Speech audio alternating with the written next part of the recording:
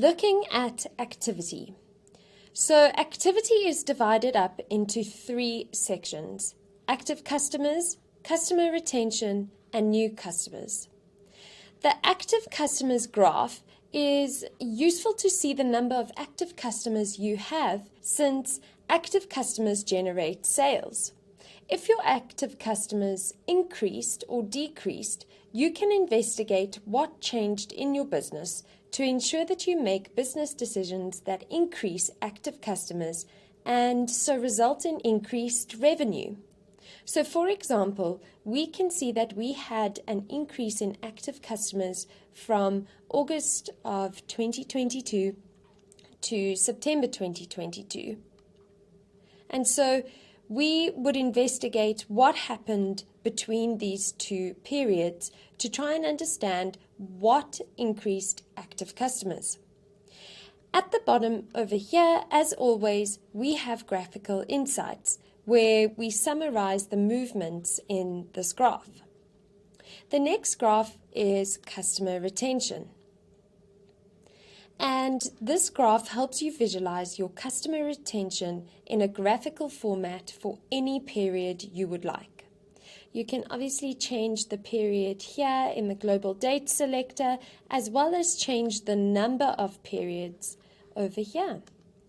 Within the graph insights over here, it says that month on month customer retention illustrates the proportion of customers invoiced in a given month that were also invoiced in the previous month. So that is how SIFT calculates retention. If you invoice a client this month and you also invoiced them last month, then it says you have retained that client. It also gives you some insights into the highest retention rate and the months that was recorded, such as December, March, and April over here.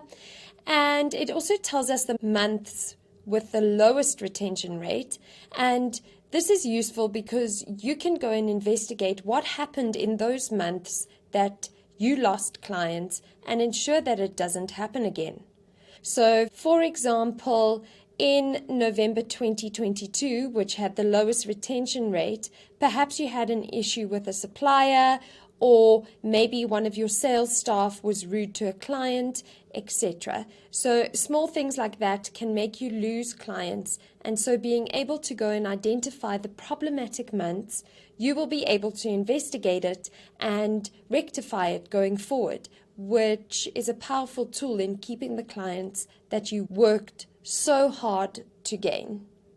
Then new customers within Visualize Customers allows you to visualize the number of new customers added in the period in question. So this helps you to see when you got new customers, and it shows you the new customers invoiced per month. So as you can see, it shows 12 months of data, and it gives you the option of either a bar graph or a line graph.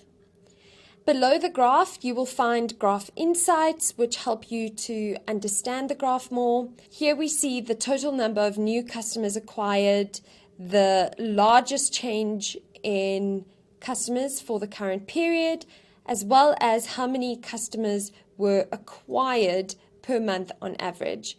And these insights will allow you to go and investigate what you did in the months with many new customers to try and replicate that going forward to get new customers, as well as to investigate what happened in the months with low numbers of new customers in order to rectify any issues.